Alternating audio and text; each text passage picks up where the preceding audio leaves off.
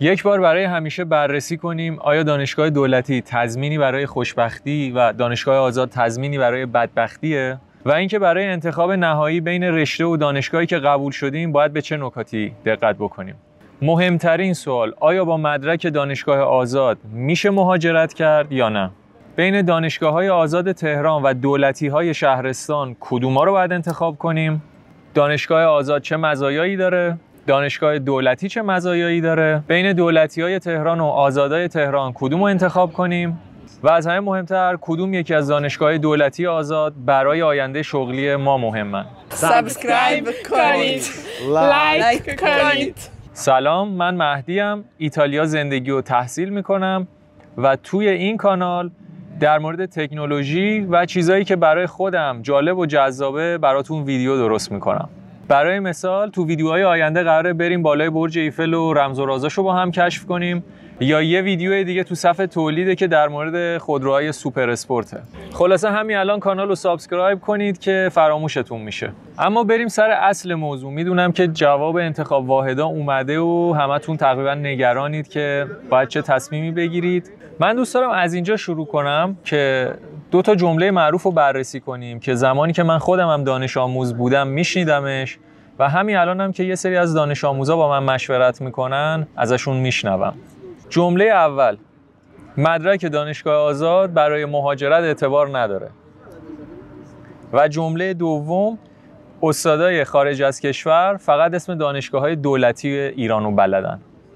من قبل از هر چیزی یه نکته رو به بچه‌های تجربی بگم. اگر هدفتون مهاجرت و تحصیل خارج از کشور هست، بهتره که سمت رشته‌های دارو و دندون و پزشکی نرید، چون این رشته ها براتون دردسر ایجاد میکنن برای مهاجرت، چه دولتی باشه چه آزاد.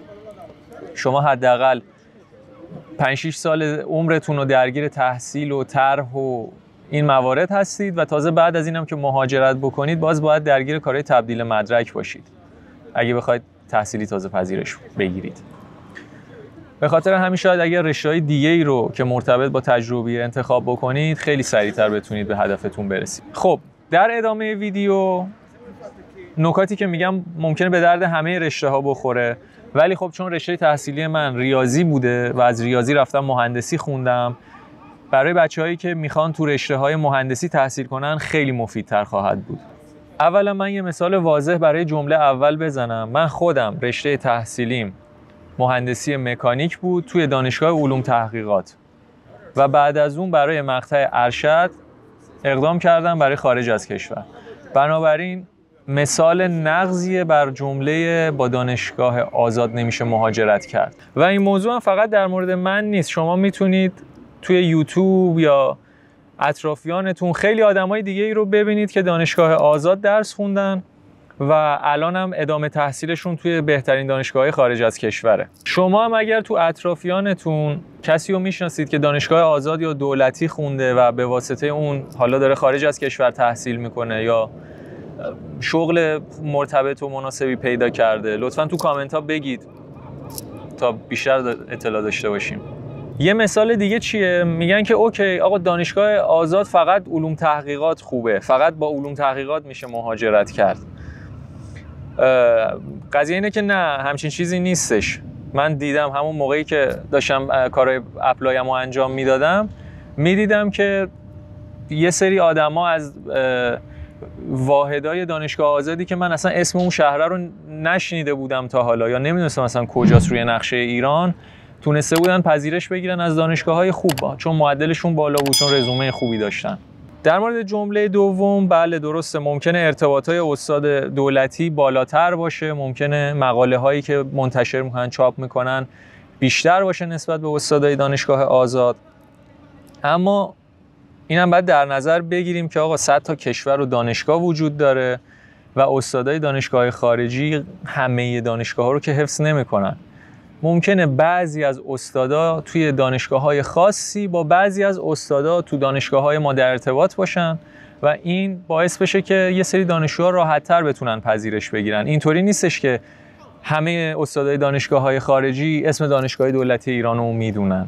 اگه میخوای بدونی که دانشگاهی که میخوای توش تحصیل کنی چطوره، رنکینگش چطوره تو حوزه جهانی، میری یه سری سایت‌های معتبر مثل QS، مثل US نیوز، خیلی سایت‌های دیگه هم هستن. QS یکی از معتبرترینشونه.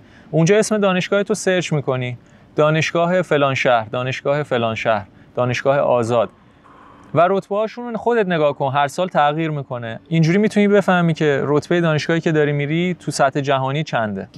که باز باید توجه بکنیم که رتبه دانشگاه آزاد به خاطر تعداد دانشجوهای زیاد و تعداد شعبه‌های زیادی که داره یه رتبه قابل قبول و خوبیه. خب پس تا اینجای ویدیو فهمیدیم که تفاوت مرگ و زندگی بین آزاد و دولتی نیست. حالا سوال پیش میاد که پس یکی از مهمترین عامل‌های موفقیت مهاجرت تحصیلی چی میتونه باشه؟ من میگم معدل بالا. یعنی شما اگر میخوای شانس پذیرشت و ادامه تحصیلت رو در نظر بگیری، اگر یه دانشگاه آزادی باشی با معدل 16 شانس خیلی خیلی خیلی بالاتری داری تا یه دانشگاه دولتی باشی مثلا با معدل 13. بنابراین چه آزاد هستی چه دولتی میخوای بری، بهتره که معدل تو تا جای ممکن بالا نگه داری. اما مورد بعدی، بین دانشگاه آزاد و دولتی‌های شهرستان بهتره کدوم رو انتخاب کنیم؟ اول برای این سوال بگم انتخاب خود من چیه؟ انتخاب خود من شهر تهرانه. چرا؟ دلایل مختلفی داره. برای مثال برای خود من خیلی مهمه که توی یه شهر بزرگ زندگی بکنم. توی یه شهر کوچیک خیلی سریع حوصله‌ام سر میره. یکی دیگه از دلایل اینه که توی تهران فرصت‌های خیلی زیادی وجود داره. از طرف دیگه وقتی فرصت‌ها رو پیدا می‌کنی جای رشد خیلی زیادتری برات وجود داره. و مورد آخر این که من خب توی تهران به دنیا اومدم و توی تهران بزرگ شدم. با فرهنگ تهران راحت ترم. بنابراین دلایل مختلفیه، نه فقط از نظر رتبه، دلایل شخصی، دلایل احساسی حتی. چون من قراره توی اون شهر زندگی بکنم، توی اون دانشگاه زمان و عمرمو بگذرونم. پس مهمترین چیزی که برای جواب دادن این سوال برای خودتون نیاز دارید اینه که شخصیت خودتون رو بشناسید. همیشه باید در نظر بگیرید که اگر میخواید توی شهری غیر از شهر محل زندگی خودتون تحصیل بکنید، باید چند تا عامل مختلف رو باهاش مواجه بشید. اولین موردش اینه که تنهایید. احتمال زیاد خانواده‌تون نمیتونن بیان اونجا، فامیل هم ندارید احتمالاً، دوستاتون هم که شهرهای دیگه قبول شدن. بنابراین اوایل حداقل خیلی احساس تنهایی خواهید کرد. مورد بعدی اینه که ممکنه بیمار بشید و خب اگه بیمار بشید کسی نیست که از شما مراقبت بکنه، مگر اینکه دوستایی رو پیدا بکنید که اونم به هر حال اونا درگیر زندگی خودشون هستن، نمیتونن به اندازه خانواده براتون زحمت بکشن. مورد بعدی دردسرای محل اقامت هست. حالا اینکه میخوام خوابگاه باشم، بعد خوابگاه همخونم کیه، هم اتاقیم کیه، محیطش چطوره، بهداشتش چطوره، اگه میخوام بیرون خونه بگیرم محلش نزدیک دوره، محلش امن ناامنه، اجارش چقدره، اینا همه رو باید در نظر بگیری. و باز مربوط به فرهنگ میشه نکته بعدی. خب فرهنگ هر شهری متفاوته، بعضی جاها گویش محلیشون هم متفاوته، ممکنه بعضیا خوششون نیاد. و از اون برم فرصت ها، خب بالاخره شهر کوچیک‌تر فرصت های رشد کمتری ممکنه داشته باشه. اینا هیچ کدوم قطعی نیست، ولی خب به هر حال به تناسب بزرگ و کوچیک میشه. اما از نظر لول علمی چطور اگه بخوایم بررسی بکنیم؟ از نظر لول علمی خب من با توجه به تجربه خودم و تجربه دوستانی که باهاشون صحبت کردم، بعضیاشون کارشناسیشون رو آزاد خوندن و ارشدشون رو دارن دولتی درس میخونن، خود منم که آزاد خوندم، بعضیاشون فقط از دولتی شروع کردن و بعدم ارشد رو دوباره تو دولتی ادامه دادن. جمع بندی که من کردم این بود که برای مقطع کارشناسی اگر میخوای آزاد تهران بخونی یا دولتی های شهرستان خیلی تفاوت زیادی وجود نداره، ولی خب حالا برای ارشد یه مقداری دولتی ها باز دوباره مطرح تر میشن از نظر علمی، چون دیگه اونجا باید پروژه های مختلف کار بکنی، تز کار بکنی، مقاله بدی، ممکنه اونجا باز یه لول بالاتر باشن. حالا از اون طرف چطور؟ یکی میگه آقا من شهرستان زندگی میکنم، دانشگاه تهران قبول شدم، آزاد یا دولتی. من به نظرم، نظر شخصی اینه که بیاد، اگر که شهرستان یا شهرهای اطراف زندگی میکنه بهتره که بیاد و با پذیرشش یه مقدار سختی به خودش بده، اون سختی ها رو به جون بخره، ولی خب از اون طرف فرصت های زیادی هم جلوی پاش به وجود میاد. اما مورد بعدی، دانشگاه دولتی و دانشگاه آزاد هر کدوم اینا چه مزایایی دارن؟ خب وقتی صحبت از دانشگاه دولتی میشه، اولین گزینه‌ای که به ذهن خیلی‌ها ممکنه بیاد اینه که دانشگاه دولتی رایگانه، پس یه مزیت خیلی خوبه. اما حداقل نه از نظر من. چرا؟ چون وقتی تو دانشگاه دولتی درس میخونی مدرکت گیر میفته و دردسرای آزاد کردنشو داری، چون تعهد خدمت دادی و اگر بخوای مدرکتو آزاد بکنی بعد یه هزینه بزرگی رو پرداخت بکنی، اگه نه بعد درگیر پروسش باشی، اگر بخوای مهاجرت بکنی خب این یه مقداری دست و پا گیر میشه. اما خب مزیتاش چیه؟ تو صحبتایی که داشتم متوجه شدم که خب دانشگاه دولتی میان کلاساشون رو به صورت چند تیکه توی روزهای مختلف پخش میکنن، برخلاف دانشگاه آزاد که میاد مثلا یک درس رو توی یه روز کلاسش رو مثلا 3 ساعته برگزار میکنه و تموم میکنه. خب این برای کسایی که دنبال یادگیری یا کار بیشتر هستن فرصت یادگیری بیشتری رو هم فراهم میکنه طبیعتا. اما خب از اون ور اگر دانشگاه آزاد باشه، خب وقتی کلاسات زودتر تموم بشه، یه سری روزای آزادی رو داشته باشی، میتونی کارهای جانبی که علاقه داری رو بری بهش رسیدگی بکنی. یه مزیت دیگه ای که دانشگاه دولتی دارن، دانشگاه دولتی تی استاد میاد به صورت، حالا نمیدونم تو همشون اینطوری هست یا نه، ولی به صورت تمام وقت یا تو ساعتهای زیادی میاد ازتون پشتیبانی میکنه و اگر سوالی از درس‌ها یا تمرین‌ها داری مثلا میری میپرسی ازشون و خب اینا راهنماییت میکنن. توی دانشگاه آزاد اینطوری نیست و خب معمولا هم خیلی راحت نمیشه استادا رو پیدا کرد یا معمولا همشون جوابگو نیستن، بستگی به استاد داره. و مزیت بعدی دانشگاه دولتی اینه که خب روی پروژه های هر درس خیلی تمرکز میکنن، برای هر درسی بهتون پروژه های مختلف میدن، ممکنه با نرم افزارهای خیلی زیادتری مثلا نسبت به آزاد باهاتون کار بکنن که خب تو دانشگاه آزاد خیلی اینطوری نیست. و خب از اون طرف هم رتبه علمی اساتید بالاتره، رتبه علمی بالاتره، مقاله های بیشتریه و فرصت های علمی بیشتری هم براتون ممکنه مطرح بشه. اما خب مزایای دانشگاه آزاد از اون ور چیه؟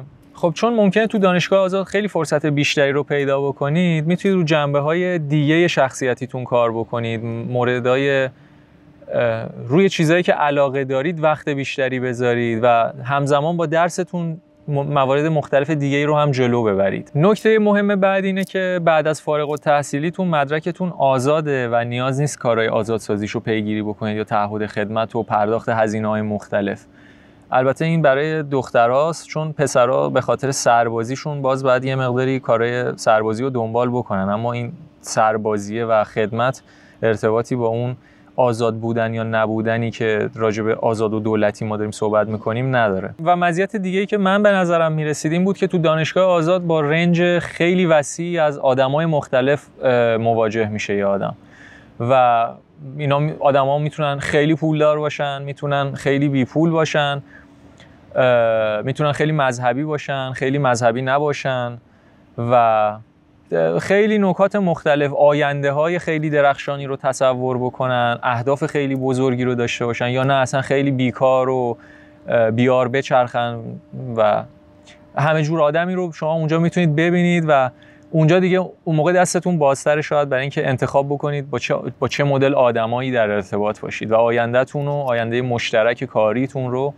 یا دوستانتون رو از چه گروهی انتخاب بکنید. موضوع اصلی بعدی این که بین دولتی‌های تهران و آزادای تهران کدوم رو انتخاب بکنیم. خب طبیعتا وقتی بخوایم از نظر رتبه علمی حساب بکنیم دانشگاه دولتی تهران رتبه علمی بالاتری و قوی‌تری رو دارن، اما خب هنوزم جای فکر کردن داره. چرا؟ جای فکر کردن داره مخصوصا اگر که شما رشته مورد علاقتون رو توی دانشگاه آزادی مثلا علوم تحقیقات قبول شدید و دانشگاه دولتی رشته رو قبول شدید که بهش علاقه خاصی ندارید. اینجا باز انتخاب خود من دانشگاه آزاده. چرا؟ چون رشته به نظر من خیلی مهمتر از اسم دانشگاهه. شما وقتی قراره 4 سال هر چقدر یه رشته رو تحصیل بکنید، زمانتون رو دارید میذارید، انرژیتون رو، هزینه مالی داره براتون و از اون طرف بعد یه کار مرتبطی باش پیدا بکنید دیگه.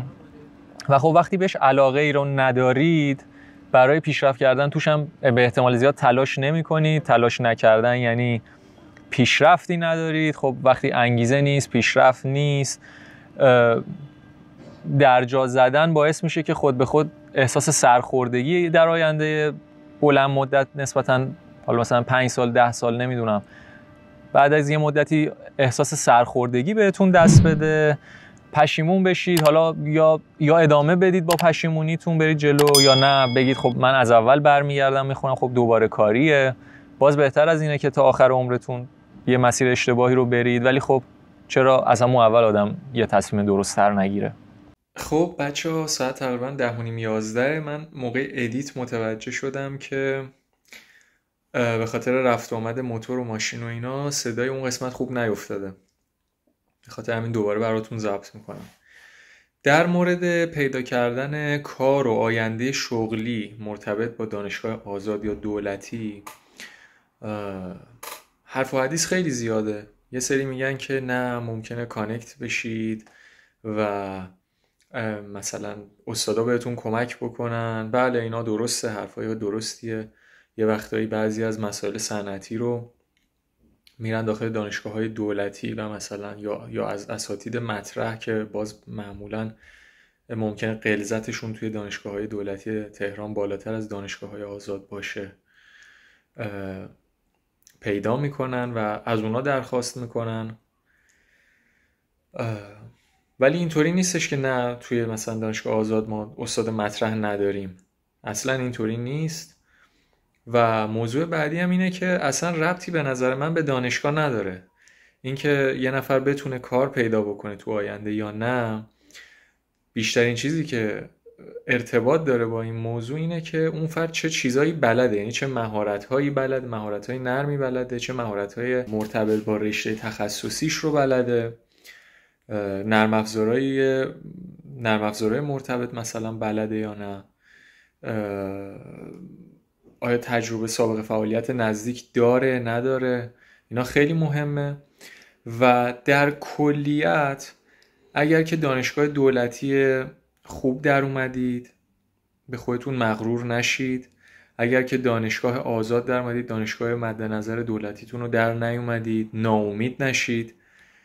کلیت چیزی که هست اینه که از الان تلاش بکنید تو مسیری که بهش علاقه دارید، تلاش بکنید تو مسیری که فکر میکنید استعدادتون یا موفقیتتون توی اونه و بعد اون 3-4 سال پایان تحصیلتون و کارهایی که میکنید نتیجه هاشو میگیرید. کلیت این ویدیو اینه که نوع دانشگاه شما تضمین کننده موفقیت یا شکست شما نیست، به هیچ عنوان نیست. اما تو جمع‌بندی نهایی باید چی کار کنیم؟ همیشه یادتون باشه که مهمترین کسی که باید تصمیم بگیره که شما چی کار بکنید خودتونید، چون شما این که قراره با اون تصمیم زندگی بکنید. یادتون باشه که هیچ راه موفقیت یا شکست مطلقی وجود نداره. راه موفقیت یا شکست هر کس مختص و یونیک خودشه. شما باید با شرایط فعلی زندگی خودتون و آینده‌ای که برای خودتون تصور میکنید بدون اینکه بخواید خودتون رو با دیگران مقایسه بکنید یه تصمیم منطقی رو بگیرید. من یه ویدیو مرتبطم قبلا براتون آپلود کردم، معرفی دانشگاه علوم تحقیقاته که جاهای مختلفش رو بهتون نشون دادم. اون رو هم پیشنهاد میکنم ببینید. و اگرم با هر نکته‌ای توی این ویدیو موافق یا مخالف بودید یا حس کردید نیازه که نکته‌های مختلفی رو بهش توجه بکنیم توی انتخاب رشته و دانشگاه، خوشحال میشم که حتما توی کامنت‌ها با بقیه و من به اشتراک بذارید. من همه رو میخونم. در انتها امیدوارم که بهترینا برای همتون اتفاق بیفته.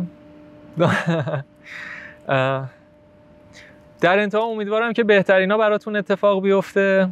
دوران دانشگاه یکی از بهترین دوران‌ها خواهد بود اگر که بدونید چطوری بعد ازش استفاده بکنید و فرصت‌ها رو برای پیشرفت خودتون بقاپید. من مهدی معزن هستم و اینجا کانال همه چی دونه. آرزوی بهترینا. کلا هوا تاریک شد، من انقدر درگیر فیلم برداری بودم. لایکتون نره.